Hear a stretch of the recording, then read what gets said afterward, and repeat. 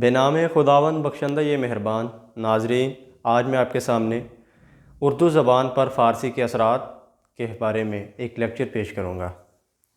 جیسا کہ میں نے بورڈ پر کچھ ہیڈنگز لی ہیں، ہم لیکچر کا آغاز کرتے ہیں ان ہیڈنگ کے مطابق۔ سب سے پہلے میں اردو زبان کے تعارف کے بارے میں آپ کو بتاتا ہوں۔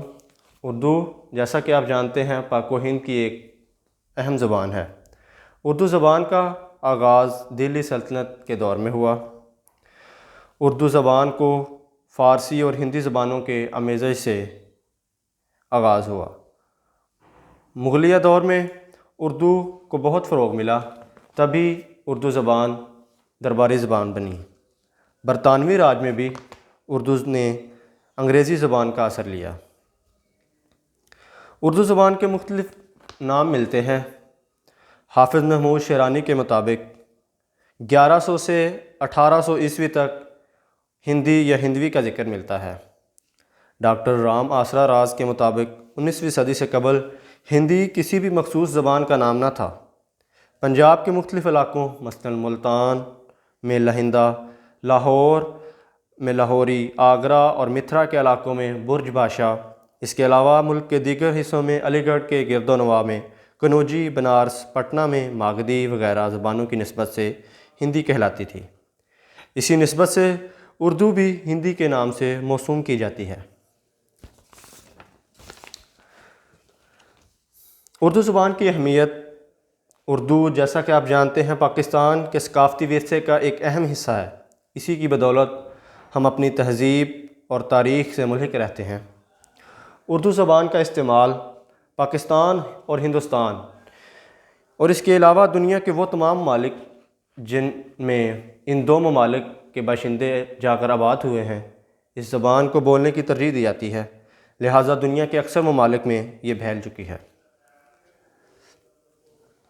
اردو زبان کی ترقی میں علمی و ادبی مراکز۔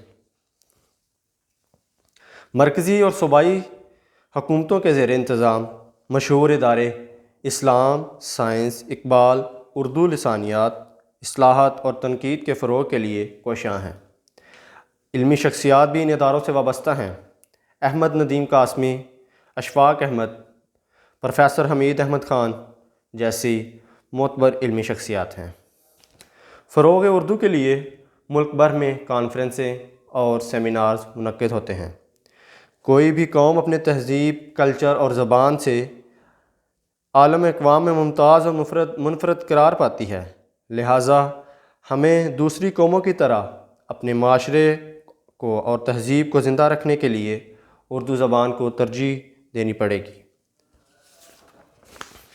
اب میں فارسی زبان کا مختصر تعارف پیش کرتا ہوں۔ اردو اور فارسی دونوں ہی ایک طویل ادبی ورثے کی حامل زبانیں ہیں۔ اردو زبان ایک مہذب اور قدیم زبان ہے جو ایران، افغانستان، تاجکستان سمیت کئی وسطی ایشیائی ممالک میں بولی جاتی ہے۔ یہ زبان اپنی شیرینی، عذوبت اور وسیع ادبی ورثے کی وجہ سے دنیا بھر میں مشہور ہے۔ فارسی کا آغاز و ارتقاء۔ ایران میں ہزاروں برس قبل فارسی کا آغاز و ارتقاء ہو چکا تھا۔ اس کی قدیم شکلیں آج کل کی فارسی سے بالکل مختلف تھیں۔ میدیا اور پارسی قومیں فارسی زبان کے ابتدائی بولنے والے تھے۔ اسلام آنے کے بعد فارسی پر عربی زبان کا کافی اثر پڑا اور بہت سے عربی الفاظ فارسی زبان میں شامل ہوئے۔ موجودہ فارسی کا آغاز صفوی دور سے مانا جاتا ہے۔ فارسی زبان کی خصوصیات میں سے یہ ہے کہ فارسی زبان کو میٹھی اور لطافت کی زبان کہا جاتا ہے۔ فارسی زبان میں بہت امیر ادبی ورثہ موجود ہے۔ فارسی زبان کا استعمال۔ فارسی زبان میں بہت خوبصورت شاعری، ناول، افسانے اور ڈرامے لکھے گئے ہیں۔ ایران، افغانستان اور تاجکستان میں فارسی کو سرکاری درجہ حاصل ہے۔ ناظرین، اب ہم اپنے اصل مضمون کی طرف واپس لوٹتے ہیں، جو کہ اردو زبان پر فارسی کے اثرات کے حوالے سے ہے۔ اردو زبان پر فارسی کا گہرا اثر ہے۔ یہ اثر صرف الفاظ تک ہی محدود نہیں، بلکہ اردو کے لفظی نظام، نحو اور ادب پر بھی گہرا اثر ڈالتا ہے، یہاں تک کہ علمی، ادبی اور ثقافتی اصطلاحات فارسی زبان سے ہی لی گئی ہیں۔ اردو میں مرکبات بنانے کا طریقہ بھی فارسی سے ہی لیا گیا ہے۔ اسی طرح اردو زبان کے محاورات اور ضرب المثال فارسی زبان سے ہی لیے گئے ہیں۔ اردو کے صرف و نحو کے قواعد بھی فارسی کے قواعد سے ہی متاثر ہیں۔ اردو شاعری پر فارسی شاعری کا گہرا اثر ہے۔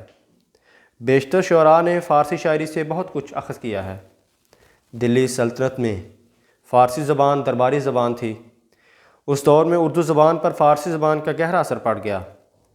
یہ اثر اردو زبان کی تاریخ، ثقافت اور ادب پر نمایاں طور پر نظر آتا تھا۔ فارسی زبان کے بغیر اردو زبان کی موجودہ شکل کا تصور کرنا مشکل ہے۔ دنیا کی ہر چیز تغیر پر مبنی ہے۔ قوموں کی طرح زبانیں بھی مستقل تبدیلیوں کی زد میں ہوتی ہیں۔ زبانوں میں سب سے بڑا سبب لسانی فرقوں کا باہمی اختلاط اور ارتباط ہے، اور یہ لفظوں کا عاریتاً لین دین کا عمل ہوتا ہے۔ جس طرح قومیں ایک دوسرے سے الگ نہیں رہ سکتیں، اسی طرح زبانیں بھی الگ تھلگ نہیں رہ سکتیں۔ الفاظ میں لین دین کا عمل صرف اقوام تک ہی محدود نہیں رہتا، بلکہ لسانی فرقوں میں بھی لین دین کا یہ عمل جاری رہتا ہے، اور یہ تب ہی ممکن ہوتا ہے کہ ایک قوم دوسری قوم کو اپنی ثقافتی برتری کی بنا پر متاثر کرتی ہے۔ جب دو زبانیں آپس میں الفاظ کا یہ لین دین کرتی ہیں تو انگریزی میں اس عمل کو باروئنگ یعنی الفاظ کا ادھار لینا کہتے ہیں۔ عاریتاً الفاظ کی مثال کے طور پر علم ہندسہ، جو کہ ہندوستان سے ہوتا ہوا یونان، عرب اور یورپ تک جا پہنچا ہے۔ ہندوستان میں فارسی کے قدم اس وقت اکھڑتے ہیں جب عہد عالمگیر تک پہنچتے پہنچتے اس کا رشتہ ایران سے منقطع ہو جاتا ہے، اور یہ اس وقت ہوتا ہے جب مفتوح اپنے وطن سے دور اور کم تعداد میں ہوں اور مفتوحوں سے ازدواجی تعلقات قائم کر کے مفتوحہ ملکوں میں بس جاتے ہیں۔ بہرحال فاتح یا مفتوح زبان زندہ رہے، دونوں صورتوں میں بچ رہنے والی زبان ہی عاریت کے عمل سے گزرتی ہے۔ فارسی اور اردو بھی اس صورتحال کی نمایاں مثالیں ہیں۔ فارسی کا تصادم ایران میں عربی اور ہندوستان میں کھڑی بولی سے ہوا۔ ایران میں وہ مفتوح اور ہندوستان میں فاتح قرار پائی۔ ایران میں اس نے عربی کے بڑھتے ہوئے قدم کو دیکھ کر اسے شکست دی، لیکن ہندوستان میں کھڑی بولی کے ہاتھوں ہار گئی، لیکن جاتے جاتے اپنے خزانے بھی لوٹا گئی۔ جہاں تک ہندوستانی زبانوں کا تعلق ہے، جدید ہندی، بنگالی، گجراتی، پنجابی نے سنسکرت اور اردو نے عربی اور فارسی سے صرفیے اور ریشے مستعار لیے۔ اس طرح کی سدھا اصطلاحیں گڑھ لی گئیں۔ اردو کے ذخیرہ الفاظ میں مختلف زبانوں کے الفاظ شامل ہیں، اور اس کا دامن اتنا وسیع ہے کہ ہر زبان کے الفاظ اس میں سما سکتے ہیں۔ منطق کی طرح اردو کٹر زبان نہیں ہے الفاظ کی حد تک، اور اردو بڑی ملنسار واقع ہوئی ہے۔ عصمت جاوید اختلاف کرتے ہوئے لکھتے ہیں، مخلوط الفاظ ہونے کے یہ معنی ہرگز نہیں کہ ہر لفظ اردو میں سما سکتا ہے، یہ غلط تصور ہے۔ ہر زبان کی ایک حد ہوتی ہے۔ ماہرین لسانیات کے مطابق دنیا میں کوئی زبان ایسی نہیں جو مخلوط زبان کہلاتی ہو۔ مزید یہ کہ اردو میں وہی الفاظ شامل ہیں جو اس کے مزاج کے مطابق ہیں۔ اب میں اردو میں فارسی دخیل کا پس منظر بیان کرتا ہوں۔ اردو زبان ہندوستان میں مسلمانوں کی آمد سے پہلے ابرنج کی شکل میں وجود رکھتی تھی۔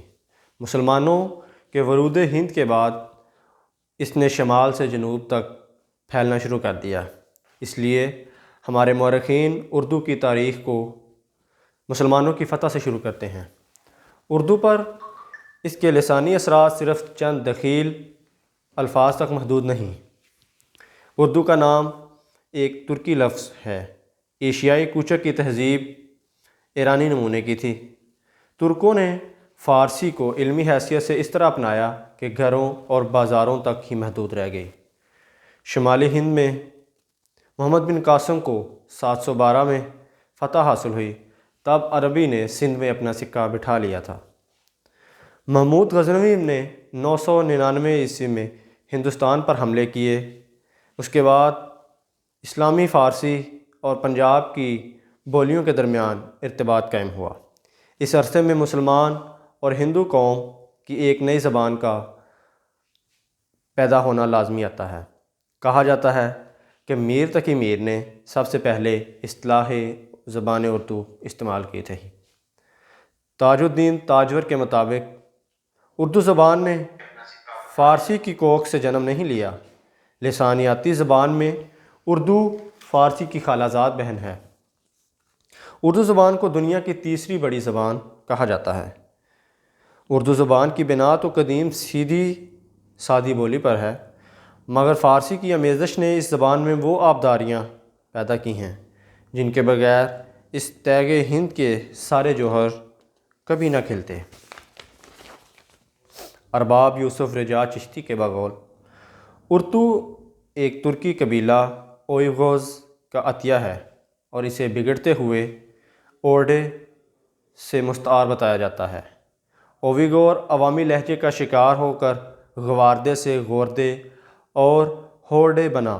ان کے مطابق ہورڈے سے ہوردو اور پھر ہوردو اور آخر میں اردو بنا۔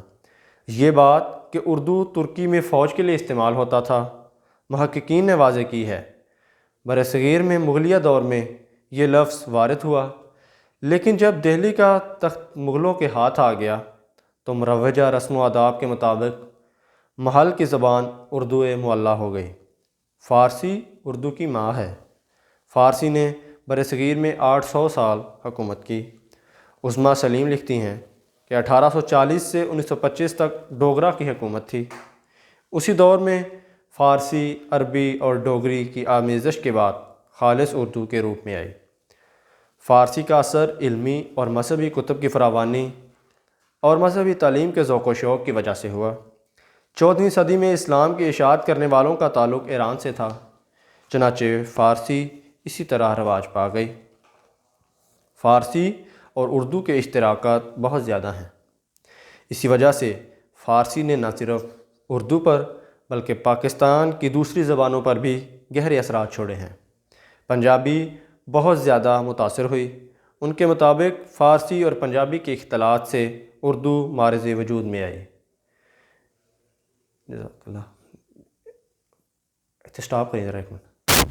ناظرین، اسی پر میرے لیکچر کا اختتام ہوتا ہے۔ آپ کے اگر سوالات ہیں وہ کمنٹ سیکشن میں آپ پوچھ سکتے ہیں۔